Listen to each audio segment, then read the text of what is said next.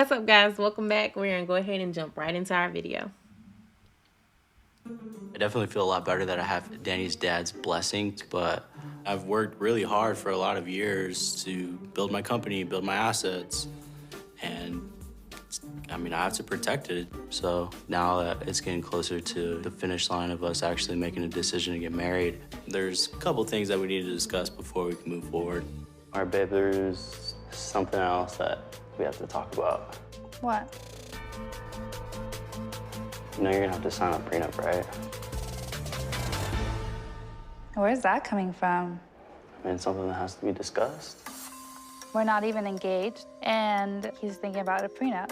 I am shocked. Why are you thinking about prenups right now? It just makes it easier for me to get into the mindset of, hey, this is gonna happen.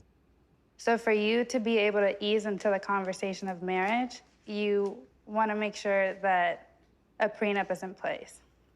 Yes, Okay, do you understand that that's kind but it would make me feel better. There's never a good time to talk about a prenup, so in my opinion, I thought it's better to just get it out now. I think it's really weird that you're bringing it up right now. Okay, so did you want me to ask you like the day before we actually tie the knot? Are you already thinking about like getting divorced before we even get engaged? Babe, I'm not thinking about splitting. Then why bring it up? I mean, it's an awkward conversation to have, so I can definitely understand why she would be upset, but my income and her income have always been significantly different. So it's definitely a form of protection for not just me, but my business. For you to bring that up, I kind of feel like you have a certain opinion about me.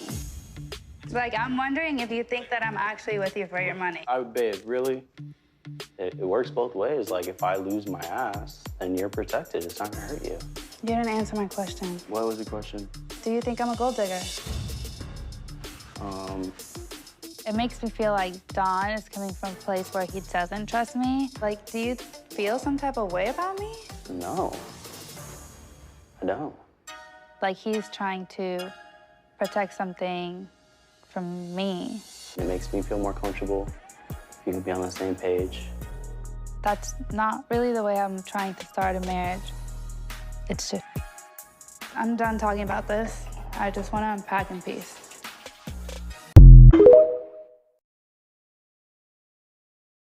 Ladies first. Ladies first. Okay, so listen. I don't see the problem with the prenup. It's my opinion. Let's just be honest. When we talk about divorce or ending a marriage, the person that you married is no longer the person that you married. And all that love, devotion, and commitment, and I want the best for you goes out the window. And if you're walking into something with some type of assets, man or woman, don't see the problem with the prenup. And I think the whole, oh, you're thinking about divorce before we even get married is a cop-out. Not necessarily thinking about divorce. I'm protecting what I'm coming in with. It also protects the other person. Let's say you and I are married or dating, right? And I have 4 or 5 houses, some stocks, some bonds, a couple of cars. I have a nice investment portfolio. Mm-hmm. And you're okay. You're not struggling, but you're chilling. Mm-hmm. But I have a massive amount of money. I'm going to want you to sign a prenup, bro. It's my money. I worked hard for this. I earned it. I put in the work and effort to have it. And at the end of the day, while I believe that our marriage will go to the end of time, till death do us part. Right. The reality of the situation is that is not always how relationships and marriages end. Correct. And a prenup protects me, but it also has the potential to protect the other person. There's a negotiation that happens there. Right. And people who are stay-at-home spouses, stay-at-home wives, stay-at-home dad, and the other person work, that's another layer of protection for the person that works. Because if we've been married 10, 15 years and I'm a stay-at-home wife, and now we're getting a divorce, guess what I can't do? Walk back into the workforce. Right. I have no work history for the last 10, 15 years. And so I'm just left out here flapping in the wind trying to figure it out on my own when I was here taking care of home forever. Now, what I don't like now, the whole alimony until you get married again. I think that's just not right. No, that's not. absolutely wild. Y'all gonna be mad. I don't think that anyone should have to pay alimony until the other person gets married again or for the rest of your life. There should be a cutoff period. Right. And to be completely honest, you probably won't get married again, or you may, Cause why or would may I? not. But why would I get married? Especially if I'm getting a nice little chunk of alimony. That would Why be would I ruin that? that would be silly. That would be silly. I mean, but my thing is this. I'm just looking at it like this. I forget the stats on this, but we know that marriages they end a Ain't it lot. like 50%? It may be higher than that. I can't be sure. I'll put the stats somewhere in this video. But yeah, divorce happens quite a bit in America. It's not uncommon at all. So if I step into a relationship with you, right, and I already have all this money, all these assets, It's an insurance policy. right? Why would I not want to protect that? It's like you just said. It's not about me thinking about divorce down the road. I mean, I guess it has to be in your mind somewhere because of how common it is. But it's not me thinking that, oh, we're just going to end. It's just me trying to make sure I lay the foundation and the groundwork to make sure that I'm protected. But as you said, there's also a negotiation that happens in the prenup phase. We can discuss this. It may not be set in stone. Let's have a conversation about it. Don't look at it as I feel some type of way about you, as she said in the video. I love you. However, things happen. Things happen. It's no different than you have insurance on your car, but you're not going out here Expecting to get in the wreck. right. You have life. Well, we do expect to die, but you have health insurance. You have health insurance without expecting to go out here and get cancer and need thousands or millions of dollars worth of cancer treatment, but you still carry the insurance. It's not, oh, I'm expecting to divorce. It's in case there is a divorce, here is the plan. Right. And I think that's another issue that we have in relationships. We don't talk about those uncomfortable conversations, like what happens if we divorce. We've discussed what happened if we divorce as far as dating and like our kids meeting our respective partners. Like there's a conversation that happens there, and there's nothing wrong with having those conversations. We like to pretend like those things don't exist at all when they do, and it's okay to have a healthy conversation about it. Right. And that's another part of just communication in general. If you pretend that these issues that may come about, if you pretend that they don't exist, then how will you handle them when they happen, or if they happen? You don't want to just be handling something like this on the fly. Right. You need to have something in place beforehand, or some type of thought about it, and in place beforehand before something like that happens. Because if you're in this situation and you have kids, could you imagine not having some type of plan about this beforehand? Because not only are you guys in a situation where possibly both of you are hurting one another, now you got kids that you got to look at in this scenario, and they're And confused. divorces get ugly. Right. They're confused and they end up getting hurt. They don't know what's going on. They don't understand relationships.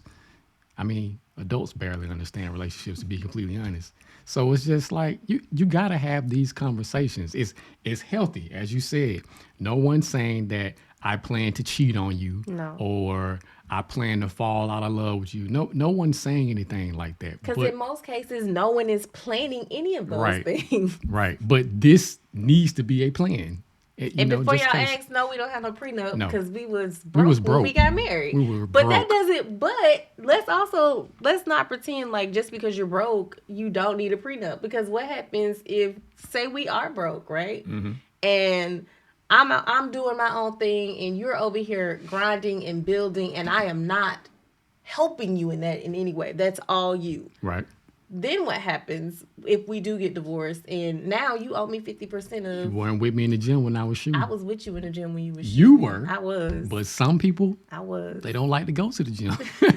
You know what I'm saying? So, I'm with you 100%. So it's I don't see anything wrong with it. If you and your partner are okay without having one, more power to you. If your partner wants one and you don't, then I think you guys probably need to sit down and have a very in-depth conversation. And someone needs to take the hurt and the offense out of it and actually look at it for what it is, an insurance policy, Right. Right. which people are still going to find offense to. Of course. Because how dare you take insurance out of my relationship? I mean, it's there for a reason, you know. Yeah, the video kind of threw me for a loop. But honestly, I was actually kind of glad to look down the comments and see that most women were like, "Hey, sis, what in the world? Just sign a prenup."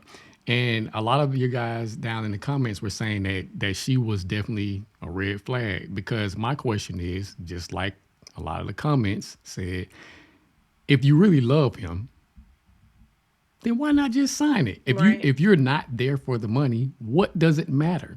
Unless the prenup said something I was about to crazy. say, you don't even know what the prenup says. Right.